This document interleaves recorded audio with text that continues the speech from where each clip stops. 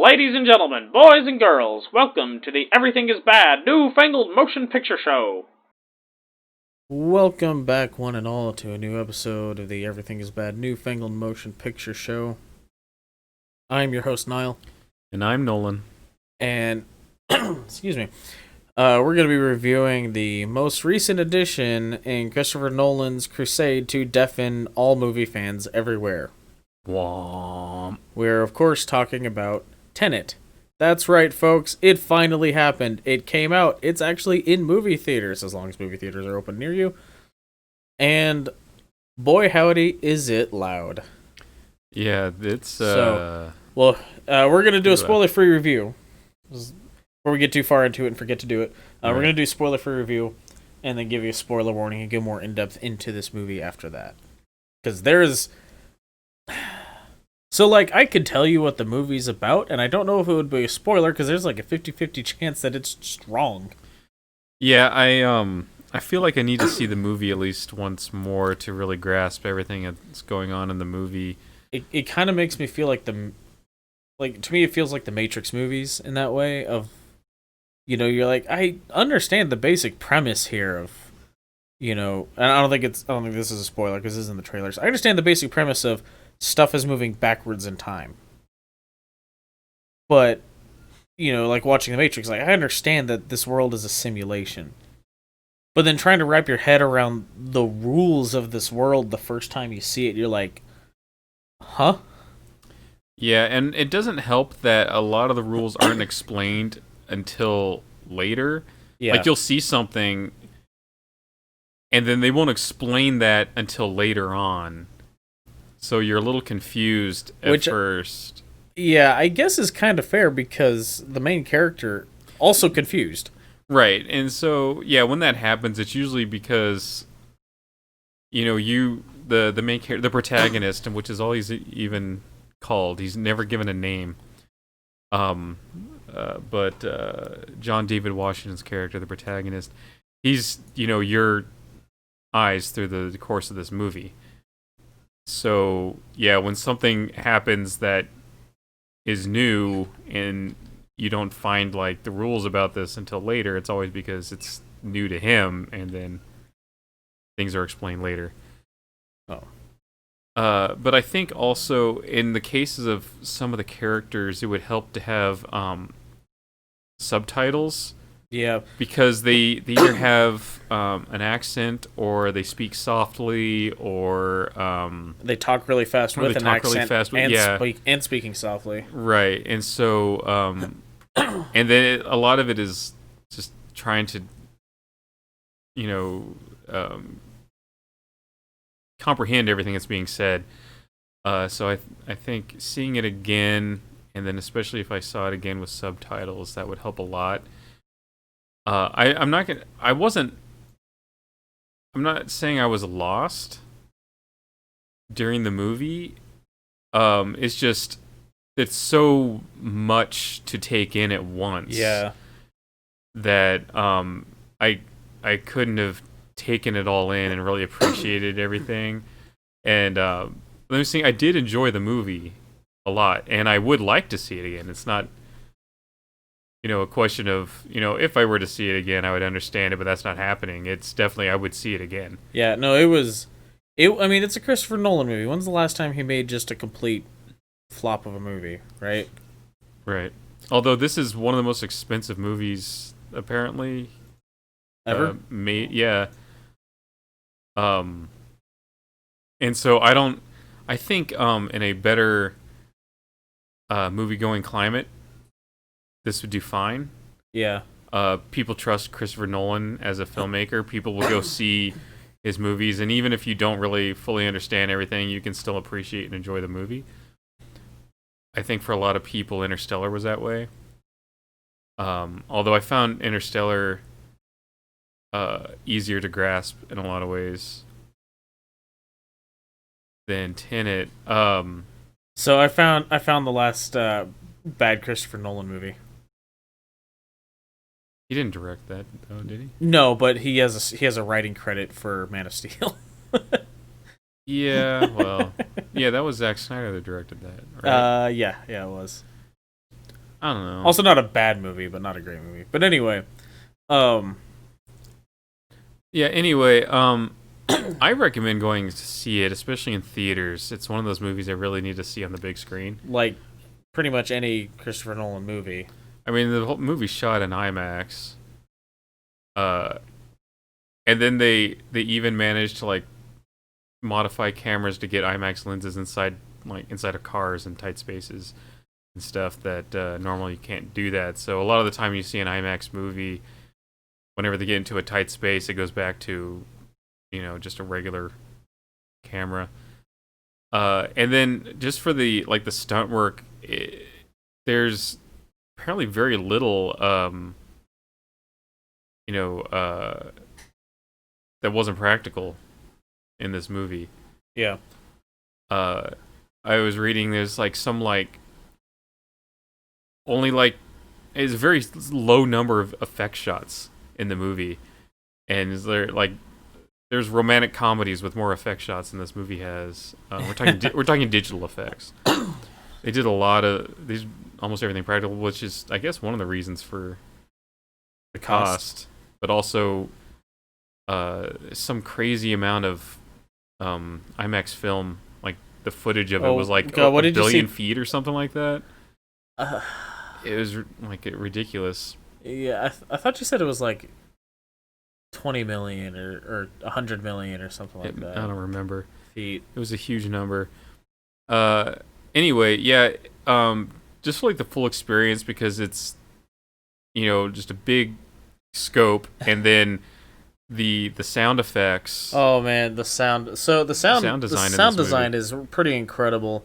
As Christopher Nolan has this style for sound design in his movies that's very big noises, right? Bombastic. Yeah. So when we went to see this, the theater we saw it at has two hallways that branch out from the center area where the concession stand is.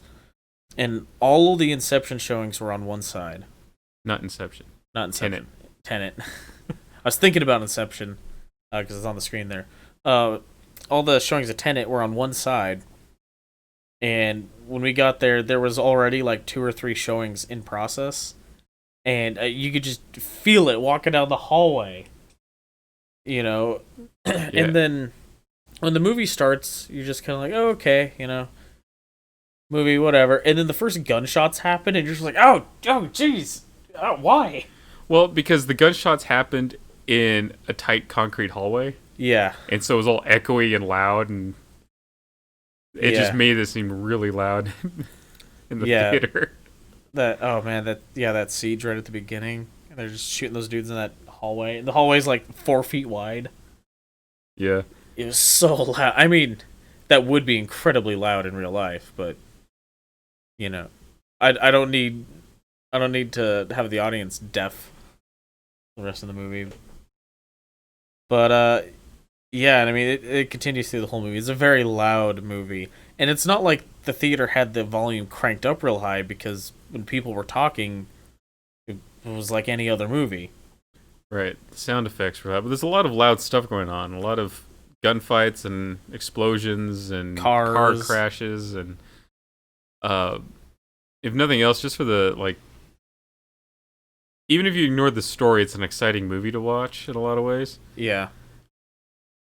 Just a lot of cool stunts and stuff. But yeah, I definitely enjoyed it, but I think I need to see it again to fully appreciate everything. Definitely need to do that. Yeah, with subtitles on. Yeah, because there was this one part. I can get more detail into it in the spoiler part, but there was this one part where someone asked something and they gave the explanation of what, or someone asked how are we gonna do this thing? Or at least we think that's what they asked. And someone was like, "Oh, we'll do this thing." And then when they did the thing, it was just wait, why are they doing that thing? And then I think I leaned over to you and I was I didn't catch why they were doing this. And then Yeah. it kind of were like, oh, I think this is what they said. Yeah, and it was because like it was one of those scenes where someone was speaking softly or something, right? Or Well, it was what's his name? The Indian guy, oh, Patel, yeah, Himesh Patel. Hamish Patel. He was talking, and he had You kind might of recognize him from yesterday. Go watch our review on that. yeah. He had kind of an accent, and he gave But it's an English accent. it's an English accent, but it was like it was different than Robert Pattinson's English accent. right. The English accent Robert Pattinson was affecting for the movie. Because it's not his actual accent. Right. Apparently, I was reading he never uses his actual accent. But yeah, there's just like I don't know, like between the pitch of his voice and like how I don't know if he was quiet, but Yeah, well, I mean, being Americans, if it's not an accent you're used to hearing, even if it's like completely clear to someone else, you might not just pick up everything that's being said. yeah, You know, if you're having to process an accent. And it's not like it was a heavy, thick accent by any means. It's just, it's a combination of he's speaking in a way that you just don't hear that often, and then a soft voice or whatever. With like background noise going on, or like traffic in the background or something on top of that, or you know what I mean? right. Um, But yeah, that was I mean that's kind of a big like you said, that's a big reason for wanting to see it again but with subtitles. That and also just the ability to pause it and go and like sort of take in, like dismantle what they're saying and like okay. or not even what they're saying, but what happened in a scene. You like watch a scene, like, okay, I need to dismantle that because I need to know like what's moving in reverse time and what's moving forward in time, and how's that affecting things, and was that one guy but Yeah. back in time, or that one guy or whatever, Back in time. So yeah, there's several scenes where I'd like to sit and like be able to go back and forth and dismantle them, so I can say like, okay, I understand how everything's like coming together now. Like even apparently, I guess John David Washington took like 5 hours to read the script the first time because he had to keep going back and forth to like reread things or whatever, because he needed to like get everything to fit together. And we're making this sound like it's a confusing mess, and it isn't. It's just complex. Yeah, it is a complex movie. Yeah, there is like no point. At any point, are you safe to get up to go to the bathroom? Absolutely not. And I mean, it's a 2.5 hour movie, so some people might have an issue with that. Yeah. So and part of it is like I said, there was a chunk from about like so they start off with like normal like I mean it was a terrorist thing, so I'm not gonna say normal, but non-reverse time situation. And then John David Washington gets introduced to this reverse time thing, and then you're like, okay, I think I get what's going on. All right, the super science explanation's a little like, I don't know if that checks out, but whatever. All you really need to know is that this is happening, and then you're like, okay, I think I got a grasp on things, and then you hit like I don't know, 15-20 minutes after that, when like more of it's getting explained, and you're just like, I have no fucking clue what they're saying. Yeah. And then you spend about an hour of the movie kind of confused as hell. Right. And then the last act of the movie, they do a lot to explain, and you're like, oh, okay, I see what's going on. I get it now. And I think with that, watching back through that middle chunk where I was confused as hell, I think would be a lot easier now. Right, and then also, you're not given the bad guy's motives until like the very end, and you're just like, a lot of the time you're sitting there like, why are they doing this? This makes no sense. what is going on? And then you get the motive at the end. You're like, oh, okay. But you had to wait till the end of the movie to get the motive. Yeah. Because otherwise, you're like, what is this? Just like villainy for villainy sake? What is going on? Yeah, which is somehow almost more terrifying, but not believable. It's very cartoonish. It's very like Snidely Whiplash. Yeah, but you get like one line of dialogue that explains why everything is happening. You're like, oh, okay. Why, and if you like missed it, and Kenneth Branagh is doing what he's doing, or are you talking about like why the stuff is? Yeah, why the whole time travel thing that like sets everything off happens. Oh, okay. Yeah, that is. We get into that into the spoiler portion, but yeah, you're getting like one line of dialogue, and it's delivered by Kenneth Branagh with his Russian accent. Yeah. When he's like talking quietly to another character. On top of that, so you like it's a chance you didn't really catch it too. Yeah, like I missed it. You had to explain it to me, so I really just have your word that that's what's going on. And I just have my grasp of what he said that's going on. So it's like I think that's what they said was going on. Yeah. But I thought you were talking about Kenneth Branagh's motivation for his is the same thing. Yeah, you get his motivation right about the same time, and it's still just like one thing that like, you know. Yeah, and you're just like, oh, okay, that explains some of his behavior throughout the movie better. I get that now. But yeah, go see it. Yeah, I definitely recommend seeing it. Go see the movie. That's really all I can say about that. It's directed, it's written well, it's directed well. The acting is all amazing. It looks incredible. Like when we say, they did everything practical they could. You've seen in the trailer that plane crash that happens. They crashed a plane into a building. Yeah, that was real. In Victorville, California. Right? Yeah, it was in Victorville.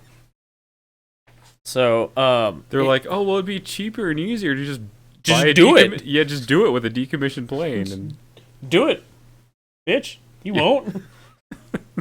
Just do it.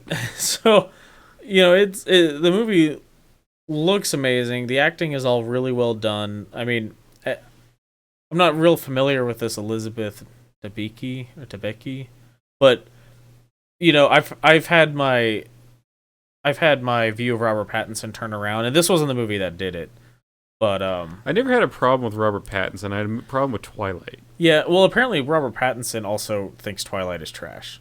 Yeah, but I mean, he's getting paid to be in it. So right? Okay. He's not like, oh god, Twilight ruined my life or whatever. I mean, he's had a very successful acting career since then. The only thing I'd seen him before that in was Harry Potter, and he was good in that. Right. But he definitely had from what I understand, he's just like, yeah, of course it's trash. They're terrible movies, but I made a lot of money from it. Right.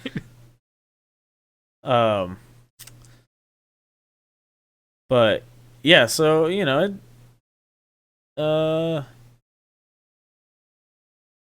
but yeah, the rest of these actors who are who are in this movie, you expect good things out of. I mean, Michael Caine's in this movie.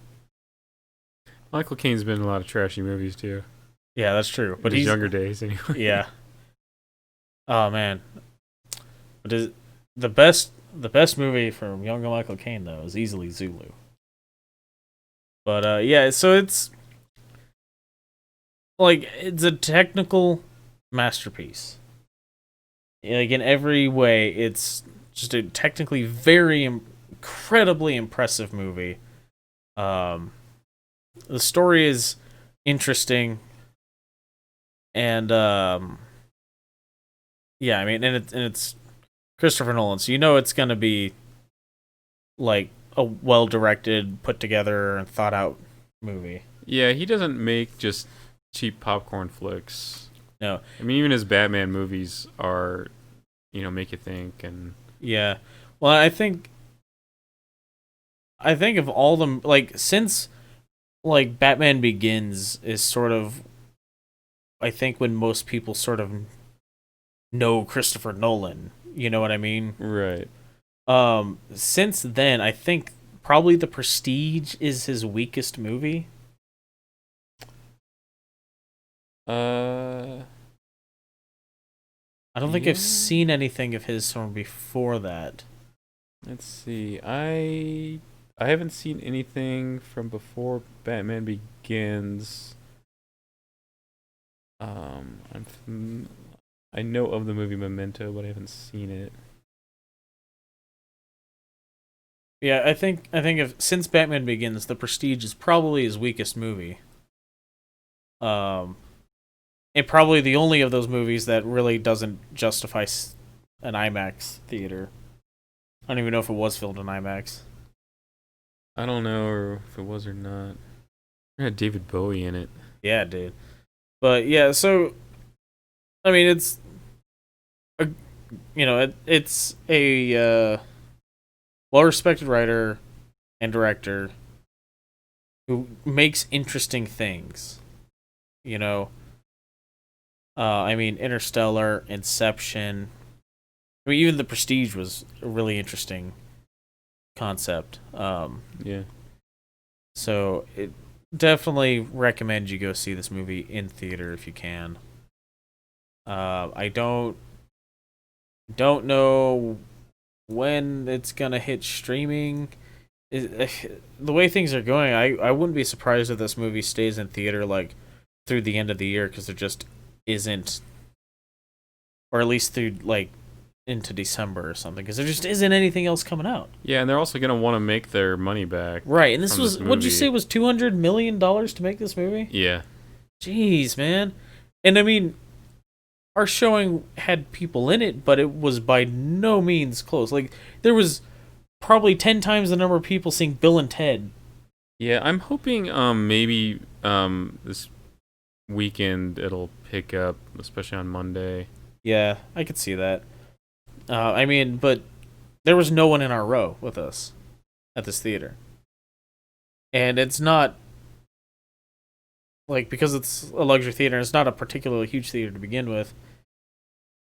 You know, it's not like that's something easily accomplished. You know what I mean? Yeah. And like, there was like 5 or 6 people that got up and walked out of the showing too. Did you notice that? I saw people. I just figured they're going to the bathroom. Did they not come back? No. Really? Yeah. Well, Were one they of just them, lost? I don't know. One of them was that guy who I was pretty sure was drunk. Like, walked in and went, yeah! Like, looking at the mostly empty theater. You remember that guy? Yeah. And then, like, he was the one who, I'm pretty sure during that, AHA, is it AHA? Right? That, like, sparkling. Oh yeah, yeah. Sparkling It was water. like, oh, gross for the For the- coffee flavored It was one. the coffee cherry flavor. Yeah. And you were just like, ugh, that doesn't sound good. And then that guy goes, oh, gross. I'm pretty sure that was the same guy. But yeah, maybe he decided like I am too drunk to sit through this movie. I have no clue. Like, I'd be better off at Bill and Ted right now. if only they were showing it there. Yeah. But yeah, so definitely go see this movie. Spoiler warning now? Yeah. We have a spoiler warning. All right, because if you haven't seen the movie, please do not watch through the spoiler section. So yeah, like from the point where he meets with the Indian woman, Mm-hmm. the Indian arms dealer woman, and they have that conversation, and then he goes and like has that conversation with Kat, in like between the Indian woman's accent and then Kat just talking softly with an accent, a more understandable accent, at least for me, but talking softly in that theater, in that restaurant, and that like a lot of the setup for the plot is done there. Yeah. And then I was just like, from that point until like when they like after the heist, after the highway heist, Yeah. and car chase scene, when they go to that facility and there's like this excuse me, the like switching chamber or whatever. So from like that point to that point, I was confused about the rules of the world. Right, but they were playing at that point. They hadn't even explained all the rules too, which is Right. part of the problem. Yeah, and so it was like, I'm watching. I'm like, all right, so these action scenes are incredible to watch, and I have a basic idea of what is going on with these reverse entropy items, right? And so, but I was like, I don't know all the rules to this world, so I don't know the significance of anything that's happening on the screen right now. And that was my biggest issue with like the center chunk of the movie. It's like I can like we talked about with we bring it up whenever we get to talking about AntMan, for instance. Like you can do whatever weird, crazy sci-fi shit you want in a movie, but you have to have rules. Yeah. You have to have an explanation for what can and can't happen in this world, and what it takes for certain things to happen. What those rules are for whatever your situation is, and so because I didn't understand that.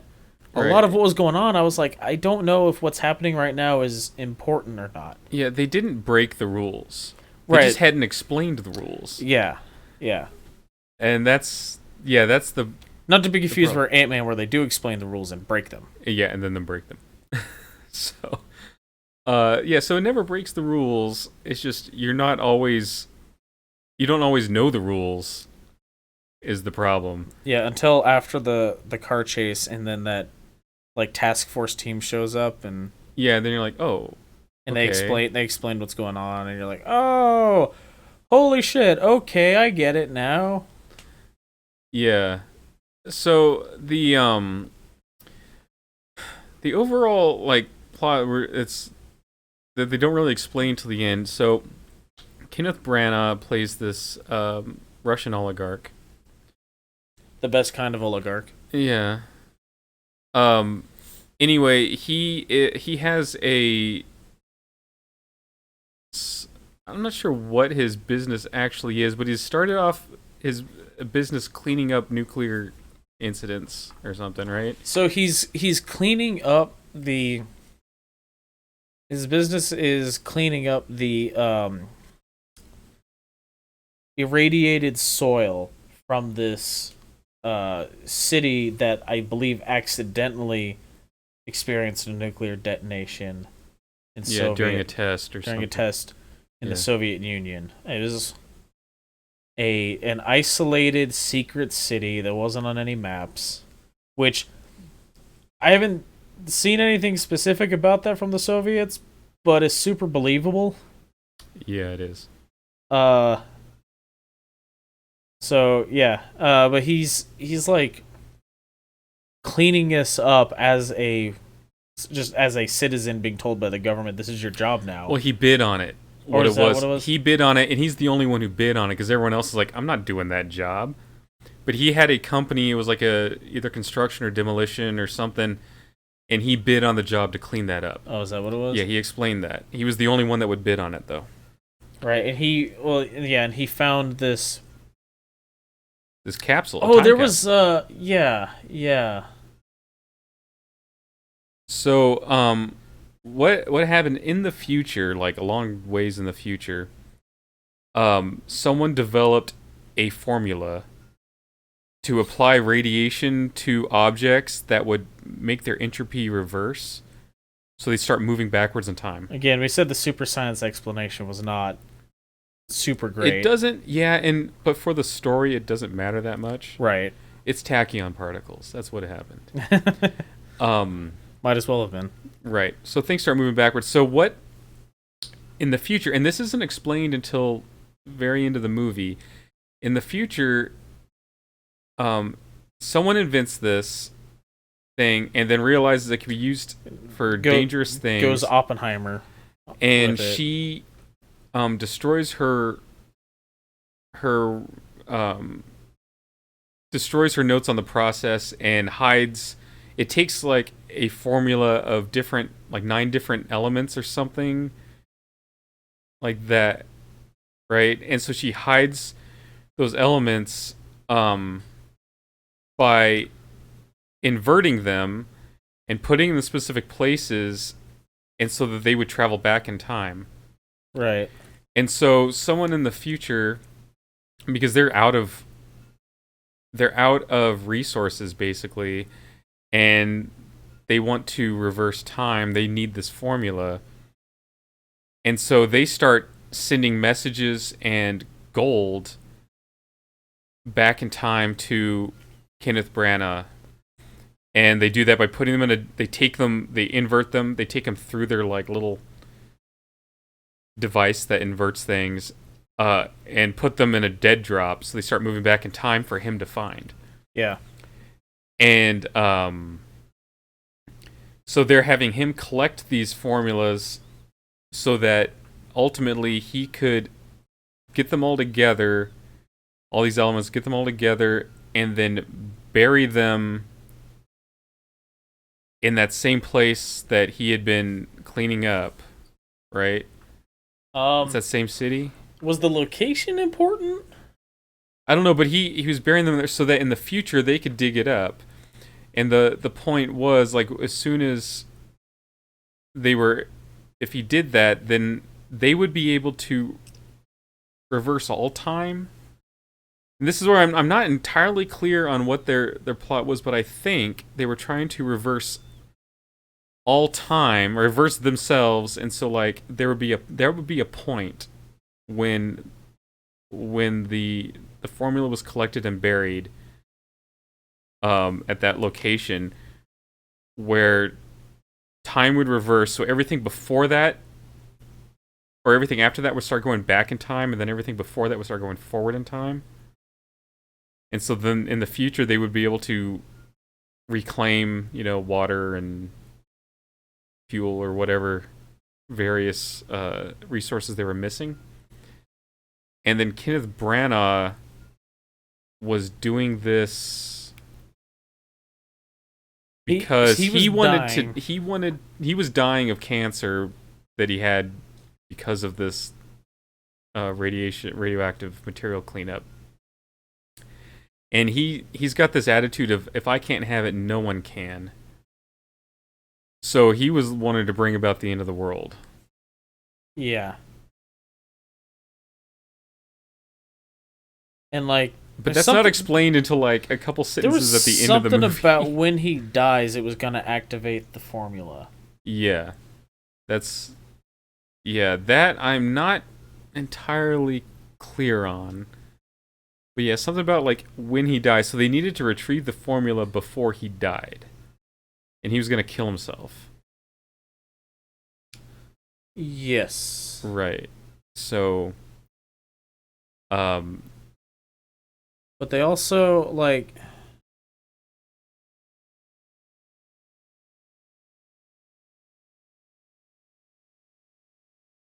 yeah. Oh, man. What I don't understand is why anyone's interested in inverted bullets. Like, what does it matter? It was something about, like, some weird radiation thing when you get hit with an inverted bullet. It, like, because your entropy's reversed from the bullet, and so it causes this weird wound, because, like, the wound is now, like, festering backwards, and you can't fix that, or something like that. Yeah, so somehow it's more dangerous than a regular bullet. Yeah. I guess, but I never really saw the point. I'm like, a bullet's, likely to kill anyway. Yeah, I don't know. So it was just kind of weird. It's like using a laser to guide velociraptors. Yeah, I didn't. Like, I was like, okay, that's a neat concept, and it's sort of kicks everything off for this bigger issue, but the fact that he's, like, dealing in inverted bullets, like, why do you care to have an inverted bullet? So is he selling people empty shell casings and going, trust me? Yeah, that's the other, like, it's fun. Yeah, when you think about it. But then do you need to kill someone at a point where that bullet already is? Like you like, okay, oh, I found a bullet hole or something, right? Yeah, I don't know, dude. Like there was a whole lot of question about like free will and Fate and fate and stuff. like what can you change in the future or the past if things have already happened? They kept throwing out this thing, what's happened has happened or something like that. Yeah, that's what Robert Pattinson kept saying. What's happened happened. Right, but then the protagonist, he kept like defying that. He wanted to like, go back in time to before what happened happened and then change what happened. Yeah. This movie is just it's definitely gonna take another rewatch. Yeah, it's a bit of a head scratcher, but I get the feeling though it's gonna be like the Matrix movies where it's like the first time you see the first one you're like, what's going on? And then after that you're like, oh, okay. And then the second one after like the fifth time watching you're like, okay, I'm pretty sure I know what's happening here. yeah, well the Matrix sequels were a bit of a mess. Yeah. They're a problem, but I trust Christopher Nolan to have a better constructed movie. In this regard, it's just you got to unpack it and look at it multiple times to fully see the construction of the movie. Yeah, unlike Inception where it like you're like, oh, this is a kind of a crazy concept, but it's very understandable. You grasp the rules of this world easily enough. And then after you've seen it once, you're like, I don't need to see that again. Not because it was a bad movie, but because it's like Yeah, I've seen the punchline. Yeah, Inception is the sort of movie where once you've seen it, it's lost interest. Yeah. Because you know what's going to happen, and a big part of that movie is what's going to happen. Right. I think there's more rewatchability in Tenet. Just because throughout the whole movie you're trying to figure things out, and most people aren't going to figure it out in the first go. Yeah. But boy, is it fun to look at. Oh yeah, it's a great movie to watch. I definitely enjoyed it, even though I was like pondering, what's going on a lot of the time. I was definitely impressed by it. Yeah. Anything else to add to that? No. Oh, I did. Something that like kind of stuck with me when I was gathering images for this is the image of when they go into the what you call it, the warehouse where the art is. Oh, the Freeport? Yeah, the Freeport, and he's walking around with like the cup of coffee. Oh yeah. And the saucer in one hand and the saucer with the coffee in one hand and the briefcase in the other. Did he set that down? He must have set that down at some point. Yeah, he did, but it was just one of the pictures I have is just like him walking with this like cradling, like he's got the saucer between his pinky and ring finger, and then like his thumb and forefinger are holding the like balancing the cup on the saucer. Yeah, it's kind of a funny image. But I wonder if that was just to like lull the guy into like some sense of security, because like his hands are full. He's got a cup of coffee in one hand and a briefcase in the other. Yeah, I don't know. It might have been he was like trying to delay for time or something too. But yeah, so that's I believe what we have to say about Tenet. Next movie we're gonna review is Wonder Woman 84. In October, so like a month from now, is our next movie. Well, are we gonna do Milan?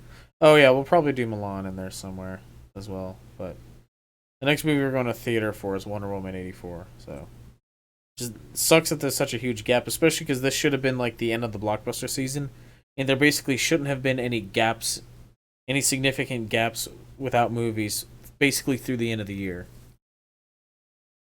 Like